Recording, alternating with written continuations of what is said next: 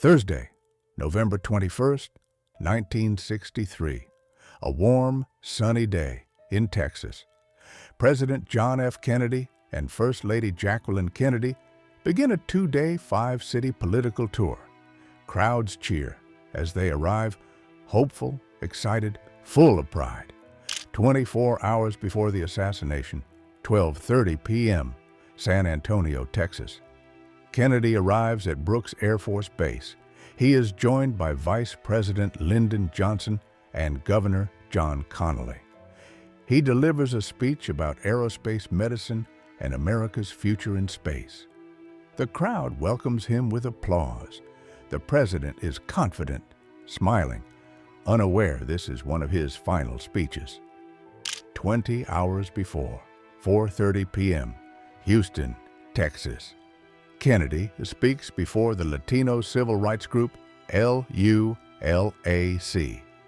Later, 3,000 people attend a dinner honoring Congressman Albert Thomas. The president jokes, laughs, and charms the audience.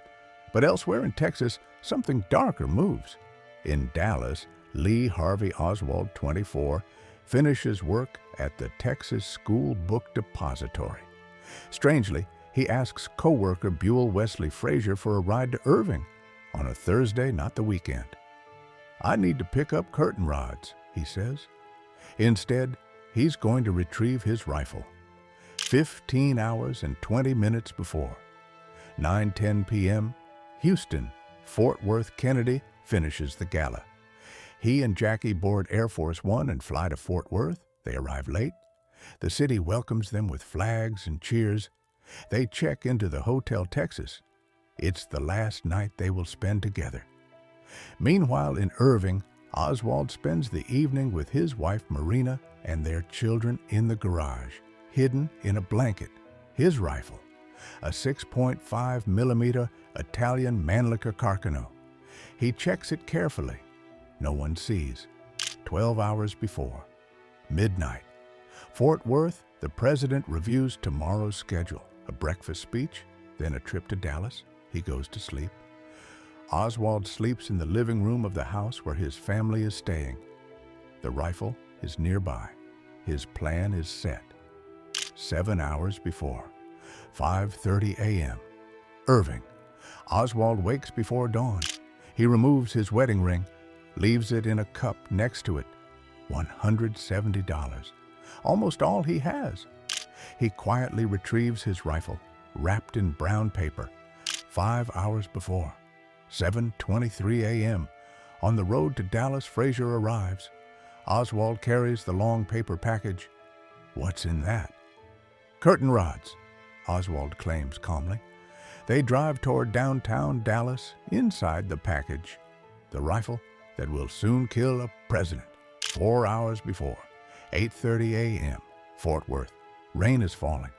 Even so, thousands wait outside the Hotel Kennedy, steps onto a small outdoor stage. No coat, no umbrella. "No faint hearts in Fort Worth," he jokes. The crowd laughs and cheers. Jackie soon joins him. Greeted with applause, Kennedy speaks of strength, space, America's future. He shakes hands, smiling. It is the last friendly crowd he will ever greet. 2 hours before 10:30 a.m., Carswell Air Force Base, Dallas. Kennedy, Jackie, and the Texas Delegation Board, Air Force One. The flight to Dallas is only 13 minutes. The weather clears. Jackie receives red roses upon arrival. The presidential motorcade is ready. Kennedy and Jackie in the back seat, Governor Connally and his wife in front. The roof removed since the rain has stopped, Secret Service positioned nearby. The clock is ticking. 1 hour before. 11:30 a.m., Love Field, downtown Dallas. The motorcade departs. Crowds line the streets. 150,000 people cheering. Kennedy smiles, waves, points. Jackie is elegant in pink. It feels like triumph, not danger. The motorcade moves through Main Street, then Houston Street. Next, Elm Street.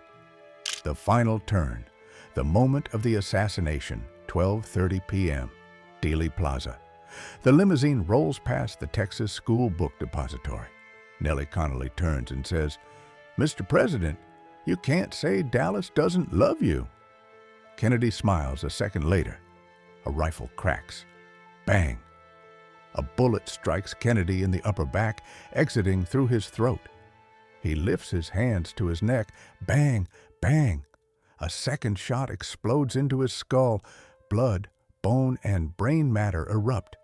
Jackie screams, "They've shot my husband!" Governor Connolly is hit. Next, Agent Clint Hill leaps onto the limo.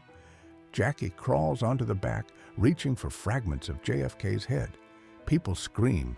Others drop to the ground. The limousine speeds away. History has changed forever. 15 minutes after, 12:45 p.m., Parkland Hospital. Kennedy is rushed inside. No pulse, no response. Doctors perform CPR, a tracheotomy, but the head wound is impossible to survive. Jackie refuses to leave him. 30 minutes after, 1 p.m., President John F. Kennedy is pronounced dead at age 46. Doctors cry. Nurses cry. Jackie stands in silence. She places her wedding ring on his finger. Across America, radio voices tremble. The president is dead. 1 hour after, 1:30 p.m., Air Force One, Love Field. A bronze coffin arrives. Jackie walks beside it, still wearing her blood-stained pink dress. She won't change clothes. Let them see what they did to Jack. Inside the plane, Judge Sarah Hughes administers the oath at 2:38 p.m. Lyndon B. Johnson becomes the 36th president. Meanwhile, in Dallas, Lee Harvey Oswald shoots and kills police officer J.D. Tippit. Minutes later, he is arrested inside the Texas Theater. He does not resist for long. The man who killed a president is now in custody. Conclusion. In just 24 hours, America went from celebration to tragedy. The young, hopeful president was gone. The nation was left grieving, and the world changed. Suddenly, violently, forever.